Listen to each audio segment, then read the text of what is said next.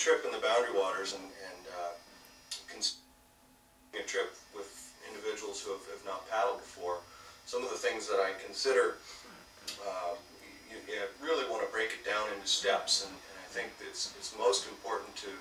first consider looking at the abilities of the individuals who are on the trip. If people have paddled canoes or kayaks before, and if they have outdoor living skills, or if they're really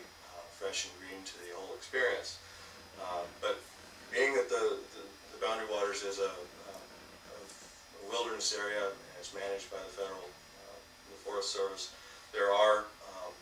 checkpoints in place where that all organized trips have to follow.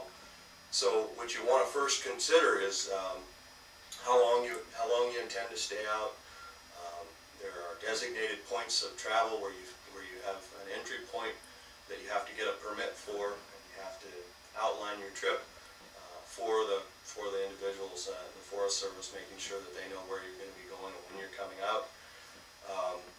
And one of the things that I've found that's real helpful for that is to look at a guidebook. There's many guidebooks to traveling in the Boundary Waters, and they actually have trips broken down into difficulties, from rugged to intermediate to just leisure trips. And in those, they give just brief descriptions of how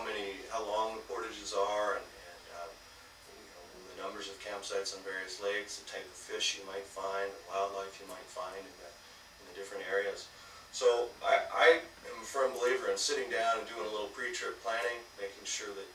everybody's expectations of what we're going to be doing and where we're going to be traveling are meshing, and everybody's comfortable with the extent of what our trip is going to entail. And looking at that, some of the things you have to do there's certain entry points in the Boundary Waters that are a lot more popular, and it's all kind of guided by a quota system where any given day X number of entries are allowed at certain points. So if you're planning to go into one of the more, just say an easier an entry point that might not have as many portages, it might not be as difficult, and a lot more paddling and less portaging, those entry points are a lot more popular, and also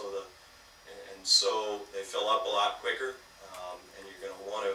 make sure that you get right on the stick, even as early as April or February, March, April, something early in the spring to do your planning for this,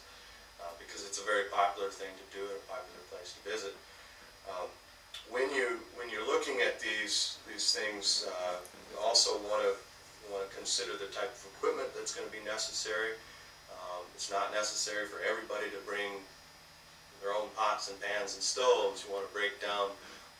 who's got an operable stove, who's got the right kind of cookware, who's going to be doing the food, the menu preparation, and just really dial it in so that everybody's feeling like they have things that they can contribute to the trip planning. So once you've got your entry point picked out, you're comfortable with the amount of time you're going to be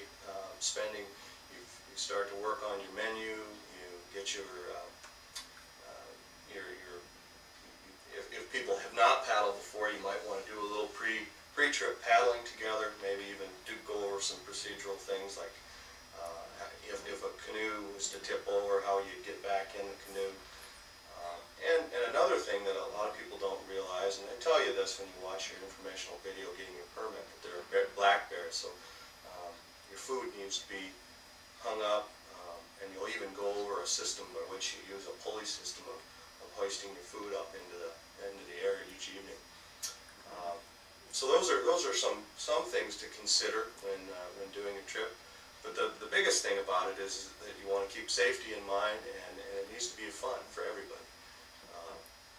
And a trip like this should be fun and can be fun with the right preparation going into it. And all that takes a little bit of time and forethought.